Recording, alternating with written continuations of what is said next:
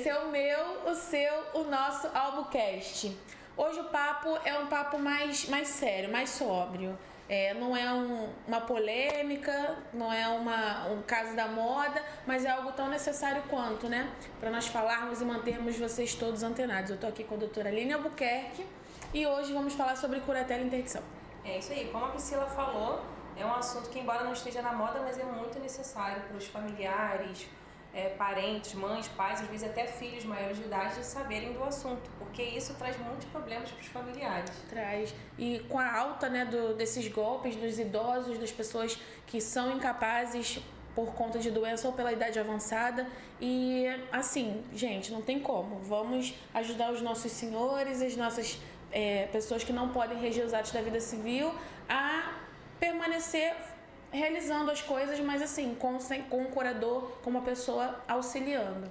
E não só por causa da idade, mas por conta de doença, tem a diferença da tutela e da curatela, né?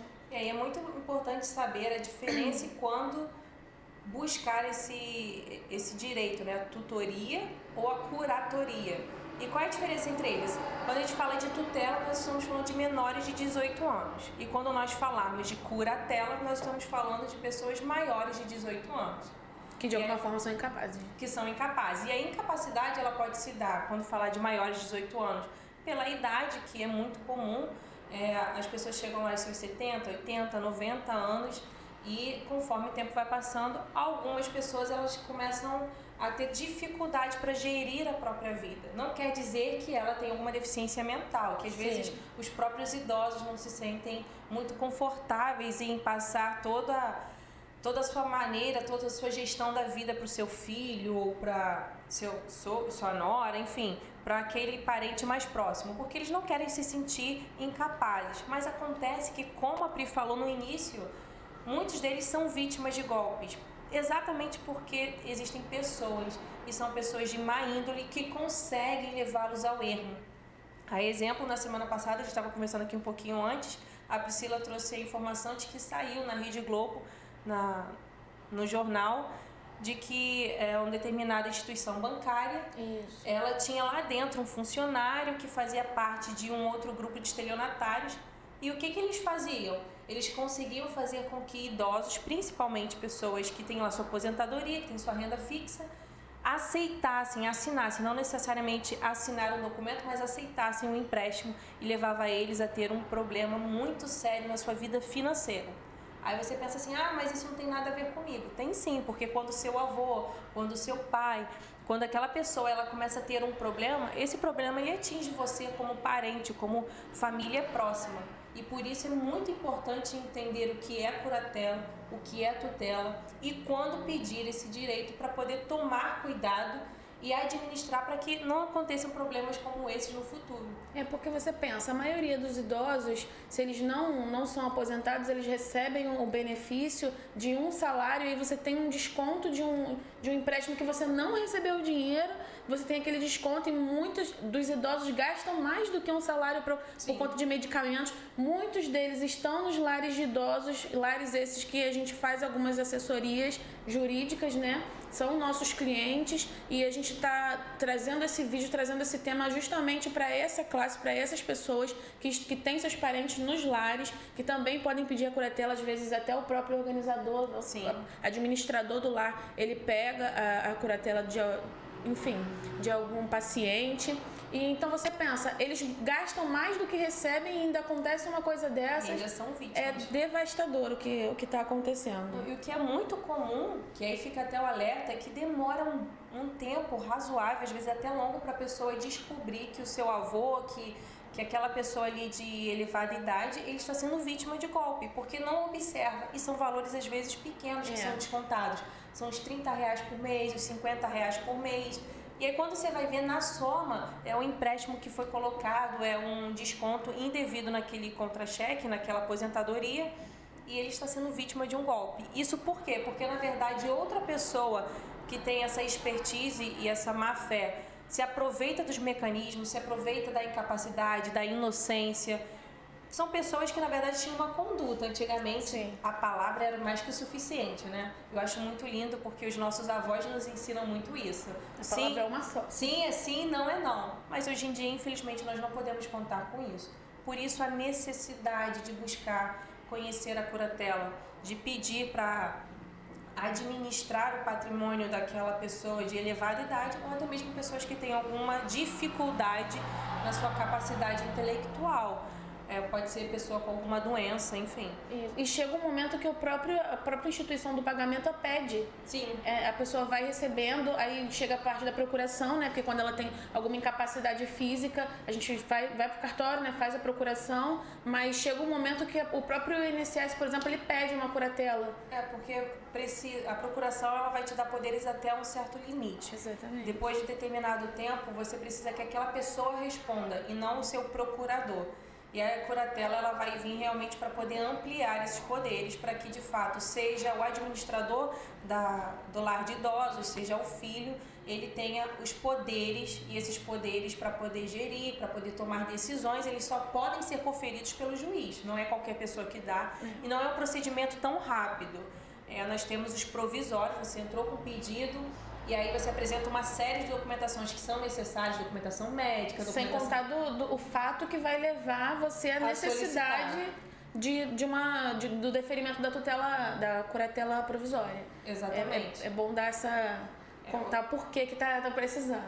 Você não entra, quero ser o curador de pessoa tal. Você não entra só com esse motivo. Você precisa, como a Priscila falou, explicar o porquê não. Porque tem essa dificuldade, porque os parentes não estão próximos. Porque o INSS já está pedindo, o benefício está bloqueado. Exato. E tem muita gente que sofre o bloqueio do benefício porque não consegue ir lá fazer o teste de vida, porque, enfim, alguma informação está faltando na autarquia do INSS e aí o benefício é bloqueado. E quando isso acontece... Aí tem que ser em tempo recorde. E a documentação, ela é um pouco vasta, porque além da documentação pessoal do curador e do curatelado, você ainda precisa das documentações médicas, que às vezes um laudo médico é difícil de você conseguir assim. E ele tem um limite, não pode ter sido despedido maior do que os últimos 6 meses. E tem que ser dado por um neurologista ou por um psiquiatra. Então, você como curador precisa de um laudo para você, dizendo que você consegue reger os atos da vida civil. E ainda, dependendo do caso, dependendo do parentesco das pessoas, do curador e do curatelado, você precisa da concordância. Exatamente. Seja dos irmãos, seja do filho, seja do cônjuge. Às vezes do próprio cônjuge, que não é o parente direto, mas você precisa que o cônjuge concorde. Olha, e quando tem aquela separação de fato de muitos anos, e quando tem irmãos já falecidos e os sobrinhos estão fora do país, a gente tenta, porque o Ministério Público, a primeira manifestação é do Ministério Público pedindo a concordância. É sempre nesse sentido. E quanto mais rápido buscar essas informações, buscar esses documentos, buscar esse pedido, mais rápido você evita problemas no futuro. Porque quando o problema realmente chegar, não adianta querer o que a gente chama aqui de milagre jurídico, porque a decisão não sai em 2 meses. Tem casos que demoram mesmo, até pela complexidade da família, como a Priscila estava falando, pela complexidade do caso. Então, é muito importante já buscar todo esse direito, todas essas informações o quão antes possível, para evitar essas dores de cabeça que vão surgir e a vida passa muito mais rápido. O judiciário tem um tempo, a vida humana, a vida rotineira é outro tempo. E lembrando que a curatela, ela pode ser provisória, ela pode ser permanente. A gente está falando de casos de doença mental e de idosos, que é uma curatela permanente, mas a provisória também é uma realidade, principalmente para os dependentes químicos. Sim, que durante determinado tempo, enquanto estiverem em tratamento, eles não vão conseguir gerir a própria vida. Os próprios bens. E aí, às vezes, você, como o parente próximo, você vê aquela pessoa naquela situação tão complicada e triste, e você fala assim, não, eu vou tomar uma postura. E aí você comprova a documentação necessária de que a pessoa está com vício e você solicita a curatoria provisória até que essa pessoa consiga voltar a gerir a própria vida, sem causar danos ao próprio patrimônio, às vezes patrimônio dos outros, né? Que acontece dependendo da gravidade do vício. Exatamente.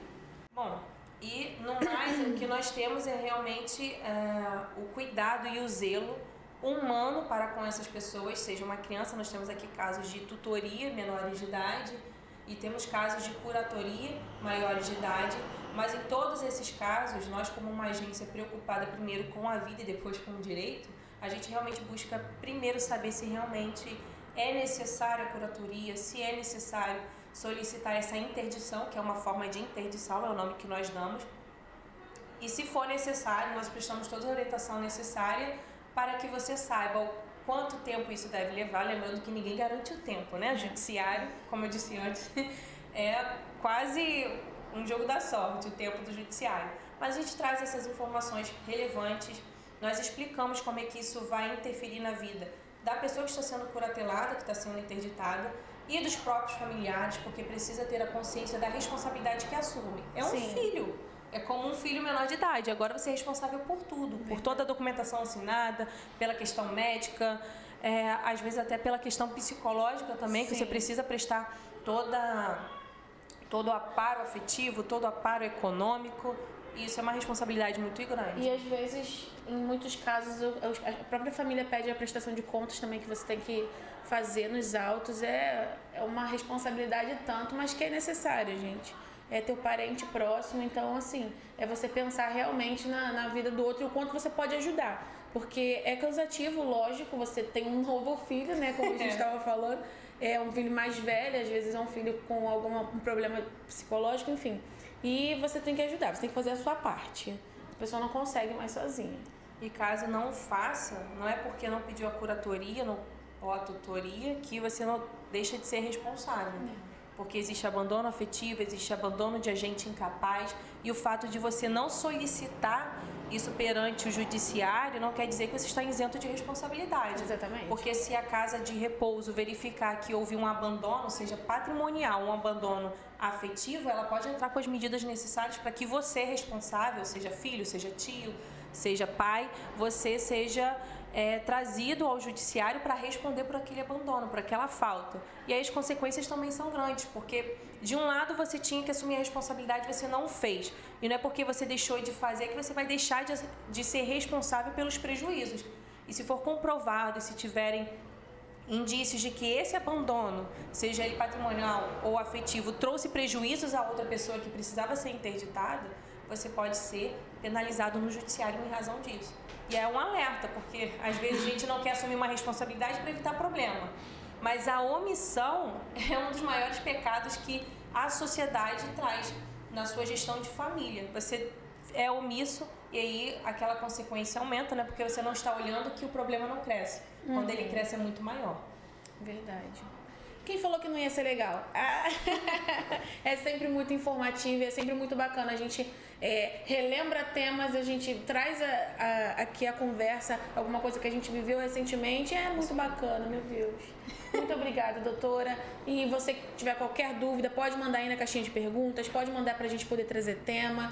Enfim, procure um advogado de confiança para poder resolver essas questões. Não fica na sombra do que você ouviu falar. Procura pesquisar sobre o tema, porque eu acho que o maior problema hoje é isso. A pessoa quer ficar se baseando no que outra pessoa falou e você tem que procurar especialistas. Isso é verdade. Se precisar, toda sexta-feira a gente está aqui. É isso aí.